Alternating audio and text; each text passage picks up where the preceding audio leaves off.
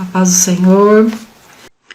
Vamos continuar falando a palavra de Deus, da Bíblia, em ordem cronológica, como estamos lendo esse ano.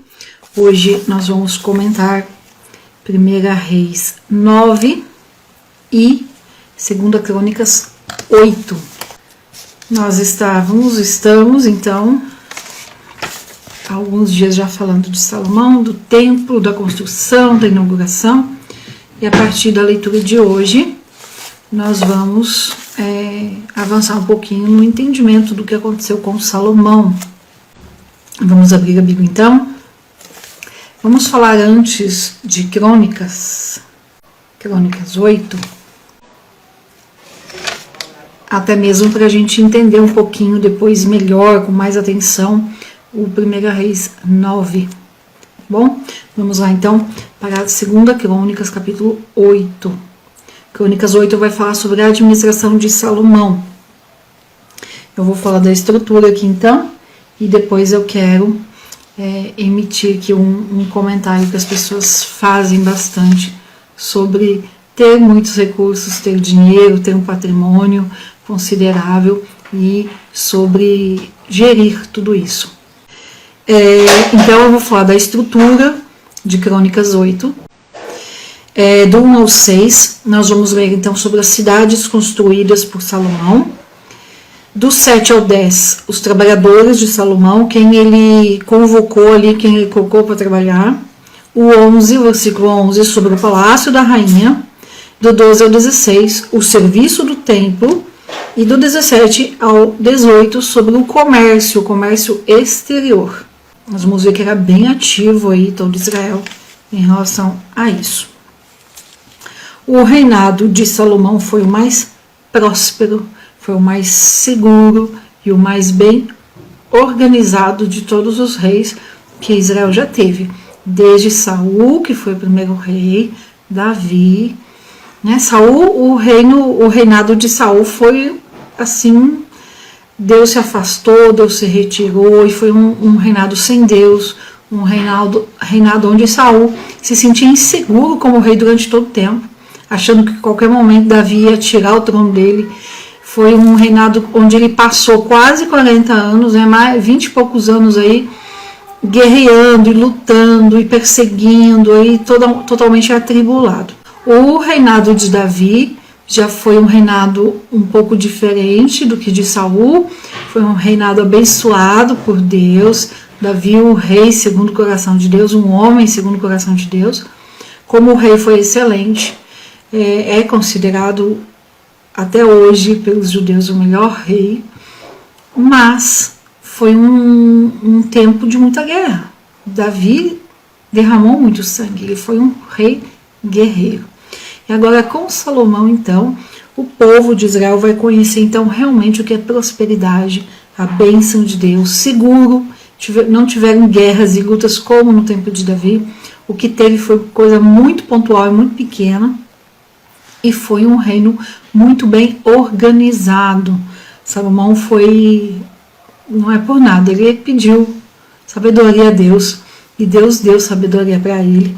Então, ele realmente usou tudo isso na administração de Israel. E foi, então, um reino muito seguro, um reino muito organizado. As pessoas falam muito assim a respeito de Salomão, né? Num aspecto do seu reino de prosperidade e por ter sido um reino de muita segurança e de muita organização. Então, as pessoas falam assim, com dinheiro, com condições, até eu. As pessoas falam isso. Com dinheiro até eu faço, com dinheiro até eu consigo organizar, com dinheiro até eu consigo dar conta. Mas não é bem assim. É só nós olharmos hoje para as notícias aí. Então, as pessoas falam sobre Salomão, de que, mas é fácil, com dinheiro até eu faço. E não é bem assim. É só nós olharmos as notícias e olharmos as coisas por aí. Nós vamos ver quantos artistas, quantas pessoas com dinheiro que passaram uma vida bem financeiramente, de viagens, de passeio, de luxo, e quando chegam no final, ali na terceira idade, ou quando não tem mais trabalho, passam necessidade. Quantos artistas fazendo vaquinha e pedindo ajuda, mas viver uma vida de abastança, uma vida de luxo. Okay, não basta ter dinheiro para fazer as coisas, precisa sim saber gerir, precisa ter sabedoria para cuidar disso e saber usar os recursos. E Salomão, ele tinha recebido sabedoria diretamente de Deus. Ele recebeu sabedoria e entendimento das coisas da vida. Então fez a diferença. E o reinado de Salomão foi o mais próspero, o mais seguro e o mais bem organizado de toda a história dos reis de Israel. Bom, então 2 Crônicas 8, vamos ver aqui alguns versículos. Olha só, versículo 8 e 1. E aconteceu que depois de 20 anos, nos quais Salomão tinha edificado a casa do Senhor e a sua casa, eu falei, quando nós terminamos de ler sobre a construção do Templo de Salomão, a inauguração, nós vimos então, eu falei que tinham se passado a primeira parte do seu reinado, então os 20 anos, ele reinou 40 anos, passou a primeira parte. Esses 20 anos, Salomão trabalhou muito, serviu muito a Deus, ele realmente se dedicou. Na segunda parte do seu reinado, nós vamos ver que as coisas começam a mudar um pouquinho de figura. E aconteceu que depois de 20 anos, nos quais Salomão tinha edificado a casa do Senhor e a sua casa, reedificou Salomão as cidades que Irão lhe tinha dado, e estabeleceu nelas os filhos de Israel. Depois veio Salomão e a tomou, edificou também Tadmor no deserto. E aí então, essa primeira parte vai falar sobre as cidades construídas ou reconstruídas por Salomão. Vamos lá então para o versículo 7. E a todo o povo que tinha ficado dos heteus, ou seja, Salomão pegou todo esse povo das conquistas, das guerras, do tempo de Davi, dos tempos anteriores, resto de povo, né? Povos que foram ficando depois das guerras, depois das lutas. Salomão pegou essas pessoas que não eram filhos de Israel e eles então se tornaram trabalhadores de Israel, se tornaram trabalhadores de Salomão. Os filhos dos que tinham ficado na terra depois deles, os quais os filhos de Israel não haviam destruído, Salomão os fez seus tributários até o dia de hoje. Esse dia de hoje não é nos nossos dias, é até nos dias de quem escreveu aqui, do cronista. Versículo 11. Versículo 11 é importante. Versículo 11 é o palácio da rainha. E fez subir Salomão, filha de Faraó, da cidade de Davi, para a casa que ele tinha edificado, porque disse: minha mulher não morará na casa de Davi, rei de Israel, porque aquelas habitações onde entrou a arca do Senhor são sagradas. Então ele não deixou a mulher morando lá. A esposa dele era gentia, era filha de Faraó. E aí nós começamos a ver então um princípio, o início do processo de idolatria na vida de Salomão. Ele não devia nem ter esposa que não fosse de Israel. Então, além dele já ter uma aqui, ele começa então assim, olha, eu vou fazer para ela, para agradá-la, para que ela não pise lá. Então, no primeiro momento, parece assim, ok, não está deixando ela, gentia, que não serve a Deus, pisar em lugar onde a arca andou. Parece bom. Só que, na verdade, ele começa então a fazer uma vida à parte para agradar essa mulher, e depois surgem as outras. Ele não aprende a lição, né? Deus tinha falado sobre idolatria. Eu falei para vocês assim na live, marquem esse texto aqui, que Deus está fazendo essa promessa e essa condição de que Salomão não podia adorar outros deuses. Marquem, porque é isso aqui que vai estragar o relacionamento dele com Deus. Vamos para frente. O versículo 12. Então ofereceu Salomão um holocausto ao Senhor sobre o altar que havia edificado diante do pórtico, para que oferecessem cada coisa em seu dia, conforme o decreto de Moisés. Versículo 17. E então Salomão se foi a Ezion-Geber e a Elote, na costa do mar Edom, e Irão, por intermédio de seus oficiais, enviou a Salomão navios e marinheiros peritos, e foram, navegaram ao Ofir e voltaram de lá com 450 talentos de ouro e entregaram ao rei Salomão.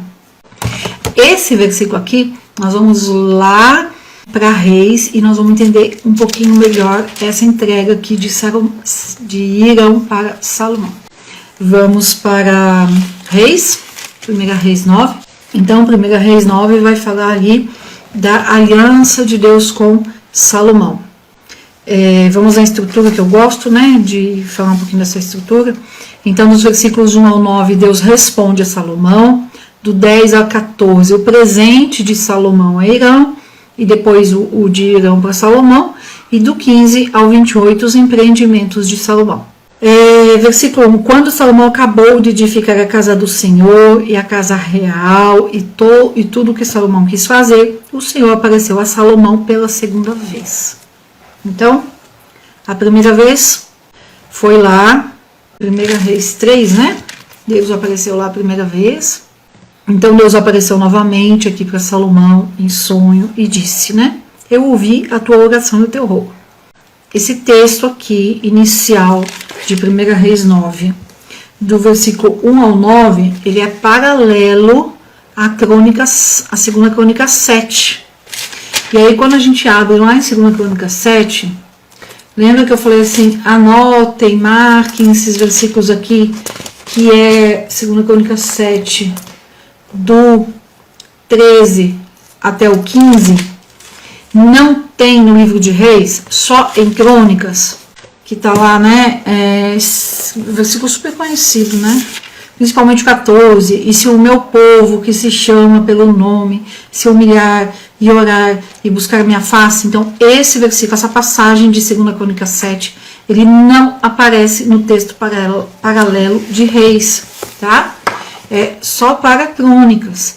E o cronista escreve isso para mostrar para os que voltaram do cativeiro que se realmente o povo obedecer, Deus cumpre com a promessa. Nós falamos sobre isso já. Deus fala, então, aqui, Deus é como se Deus falasse assim, amém, Salomão, eu ouvi sua oração, estou te respondendo, e eu vou fazer do jeito que você pediu. Aí, no versículo 4 em diante, Deus fala especificamente com Salomão. Antes, a promessa é para o povo, aqui, especificamente para Salomão. Se tu andares diante de mim, como andou Davi teu pai, com integridade de coração e equidade, fazendo todas as coisas que eu te mandei e guardando os meus estatutos e os meus direitos, eu confirmarei então o trono de teu reino sobre Israel para sempre. Como falei com Davi teu pai, dizendo, não faltará de ti sucessor. Então, esta promessa de não faltar descendente de Salomão, ela é incondicional, porque ela vai até Cristo. Mas o que acontece? Se não guardar os mandamentos de Deus, no versículo 6, se não guardar, e aí, se praticar idolatria, se fordes atrás de outros deuses e os adorares, eu destruirei Israel de sobre a face da terra, que lhes entreguei. E esta casa, ou seja, o templo de Salomão, eu lançarei diante de mim. E o versículo 8, e dessa casa que é tão magnífica, qualquer que passar por ela, pasmará e assobiará e dirá, por que tem feito assim o Senhor a esta terra e a esta casa? E aí vão responder, por que deixar o Senhor seu Deus? Essa partezinha aqui, ela é um pouco histórica, e a gente, é importante nós entendermos, até por conta de ver a situação de Israel hoje, é muito reflexo desse período aqui. Eu estou lendo só a parte, né, que eu vou comentar aí. Então, no 10. E aconteceu que depois de 20 anos em que Salomão tinha edificado as duas casas, a casa do Senhor e a casa real, para as quais Irão, rei do Tiro, havia trazido para Salomão madeira de cedro, o rei deu a Irão 20 cidades da terra da Galileia. Então, lembra que Irão, lá no início da construção do templo de Salomão, Irão entregou madeira para Salomão? Ficou 7 anos entregando madeira, tudo que foi necessário, né? Não foi exatamente 7 anos, mas quase isso. Então, depois de tudo construído, de inaugurado, de tudo resolvido, Salomão faz o quê? Chama Irão e fala, vou te dar um presente, vou te dar essas 20 cidades aqui. E deu 20 cidades ali na terra da Galileia. E aí assim, né? Mas que 20 cidades eram essas? Essas 20 cidades eram 20 cidades próximas ali da onde Irão morava, na região da Galileia, ali na fronteira já com Tiro. No entanto, eu não lembro o ditado, mas tem um ditado que fala, né? Se você ganhou um presente, não repasse esse presente. Você ganhou, a pessoa deu com gosto, deu por obrigado, não importa. Aqui é a terra conquistada por Josué, Canaã, terra prometida, herança do Senhor. Deus deu a terra para o povo de Israel, e Salomão faz o quê? Vai lá e pega um pedaço dessa terra e dá para o rei, para o outro que não servia a Deus. Entende que aqui ele já estava começando ali o coração, né? Tinha gente, estava crescendo ali na cabeça. Eu sou Salomão. Não tem outra explicação. E aí ele pega essas 20 cidades e dá para o rei Irão. Então começa ali o problema, tá? Salomão não devia ter feito isso. Era uma porção de terra que Deus havia dado. E aí lá em Levítico, agora eu não vou lembrar o capítulo, fala que nenhuma porção de terra de Israel, a Canaã, terra prometida, deveria ser passada para um estrangeiro. A terra era do povo de Israel e não podia passar. E aí Salomão vai e faz. Só que assim, é um pecado? Foi uma desobediência? Foi. Mas Deus é misericordioso. Ainda isso não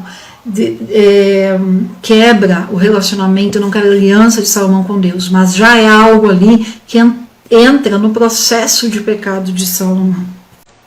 Levítico 25, do versículo 20 em diante, vai falar sobre isso, que a terra de Israel não pode ser dada para estrangeiro, não pode ser vendida, não pode ser doada, nada. E saiu Irão de Tiro para ver as cidades. Ganhou as 20 cidades, ele vai lá ver as cidades. E aí acontece o quê? Ele fala, não gostei das cidades. Porém as mesmas não lhe contentaram. E ele pergunta, que cidades são essas que me deste, meu irmão? Ele expôs por nome a terra de Cabul. E Cabul é da onde vem a palavra que nós usamos hoje, cabulosa, que é sentido de sem valor, bagunça, desprezível, que é exatamente esse sentido. Mas não eram desprezíveis ao Senhor, era herança, era terra prometida. Salomão deu as 20 cidades para Irão, era ali da região da Galileia. Quem era de Galileia? Seria a área onde Jesus se estabeleceria depois. Salomão simplesmente desprezou, não se importou, enfim.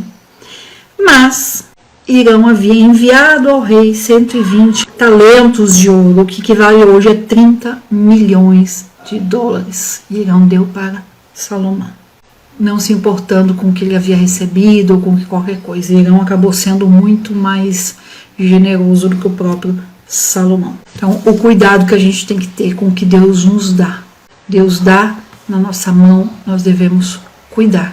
E aqui, o coração de Salomão já estava mudando. Nós vamos ver daqui em diante, como eu disse já ontem, a segunda parte do reinado de Salomão, uma decaída. Ele entra nesse processo, começa ali fazendo uma casa, um palácio para a filha de Faraó, para sua rainha, algo ali para ela não chegar perto do templo de Deus, chegar perto das coisas sagradas, e na casa de Davi nada. Começa fazendo ali, depois com isso aqui, dando parte do que Deus tinha dado como terra prometida, ele começa aos poucos ali, entrando nesse processo pecaminoso. E aí, 1 Reis 9, então, vai tratar dessa questão de obediência e desobediência. Então, a questão da obediência, Deus cumpriria todas as promessas na vida de Salomão, família de Salomão, seus descendentes, e também a promessa nos filhos de Israel, como povo escolhido. A desobediência provocaria o quê? Se tivesse a desobediência, Israel perderia as terras da promessa. O templo deixaria de ser o lugar da presença de Deus. E terceiro, a nação se tornaria objeto de zombaria e vergonha. E nós vamos ver que imediatamente assim que Salomão morre, essas coisas começam a acontecer. Assim que ele deixa de ser rei, assim que acaba, assim que acaba o seu reinado. Então, Deus fala com ele aqui em 1 Reis 9, 20 anos depois, os juízos da desobediência começam a acontecer. Israel perdendo as terras, o templo deixando de ser lugar da presença do Senhor e a nação se tornando objeto de zombaria e vergonha. Versículo 25. E Salomão oferecia 3 vezes a cada ano holocaustos e ofertas pacíficas e ofertas de alimentos sobre o altar que estava diante do Senhor, depois que a casa foi acabada. Então, 3 vezes a cada ano corresponde ao quê, né? A Páscoa, que é festa sagrada, na verdade aqui, esses 3 vezes ao ano são as 3 principais festas judaicas, os 3 principais momentos de adoração a Deus. Versículo 25, então, é a Páscoa, Pentecostes e a festa dos tabernáculos. A festa em abril, Pentecostes 50 dias depois, ou seja, em junho, e a festa dos tabernáculos acontece em outubro. E o que acontece? Salomão oferecendo esses sacrifícios, essas ofertas, esses holocaustos, 3 vezes ao ano, eram atitudes que ajudavam Salomão a se manter longe do pecado e da idolatria e o aproximavam do Senhor. Então, a importância de participarmos e de termos, sim, momentos específicos. Nós não podemos ficar só quando eu sinto vontade. Eu não posso só orar quando tenho vontade, ler a Bíblia quando tenho vontade, adorar quando tenho vontade e na igreja quando tenho vontade. Não. Congregar, adorar, orar e ler a Bíblia não deve ser feito só quando eu tenho vontade. Porque se deixar, gente, a carne prevalece. A vontade da carne. Vontade de dormir um pouco mais, a vontade de descansar um pouco mais, a vontade de passear, a vontade do lazer, eu tenho o direito de descansar, eu não vou hoje porque eu já fui muito, eu fui de manhã, não vou à noite, eu fui ontem, não vou hoje, eu já li a Bíblia ontem, não preciso hoje. Não tem isso. Há momentos que nós precisamos fazer mesmo sem sentir vontade, senão a vontade nunca vem. E quem faz as coisas, agora é a hora de, né, eu já apanhei, então, né, a gente apanha e repassa, né? Quem faz as coisas de acordo com a vontade, de acordo com o desejo, de acordo com o que quer, é adolescente. Adolescente faz de acordo com o que sente, de acordo com a vontade. Adulto não se deixa conduzir por sentimentos, emoções e vontades. Adulto se comporta, se deixa conduzir por um estilo de vida, por escolhas, por decisões.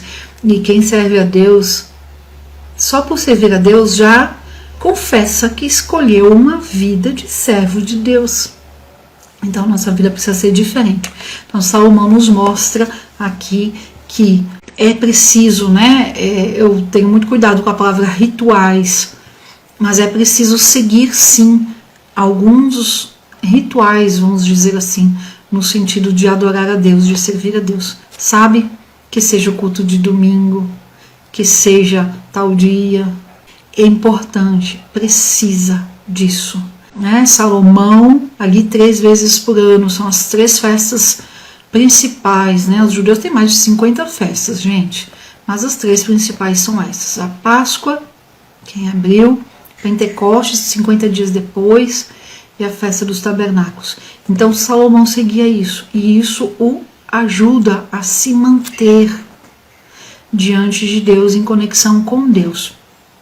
Nós vamos ver que no momento ele diminui isso, ele muda o sacrifício, ele começa a alterar esse processo de estar no templo do Senhor adorando com sacrifício, e é quando ele começa a cair mais. Amém? Amanhã nós vamos dar uma pausa na leitura de Reis e Crônicas e vamos retomar Provérbios, e aí vamos Provérbios, Eclesiastes, e depois voltamos para Reis, tá? Provérbios é vida prática, Eclesiastes foi escrito por Salomão já na sua terceira idade, quarta idade, né? Já avançado de idade.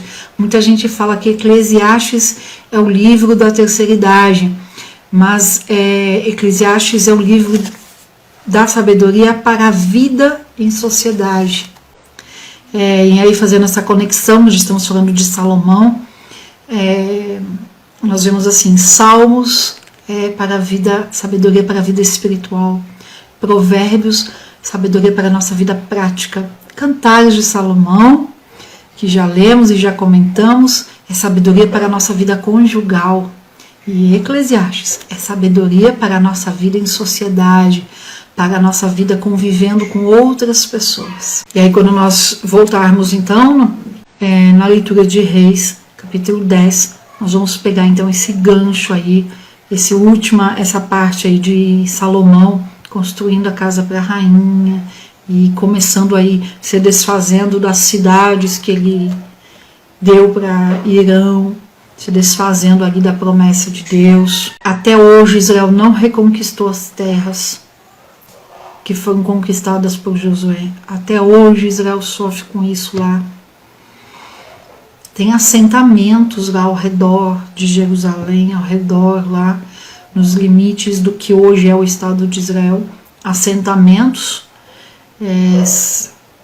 no sentido de assentamento mesmo, claro que não são as instalações igual tem no Brasil, nos assentamentos do Brasil, mas são assentamentos do que chamamos aqui, eles chamam de colonos judeus, colonos muçulmanos, colonos, várias nacionalidades ali, disputando terra que foi perdida por causa do que está aqui em 1 Reis 9, que não foi obedecido.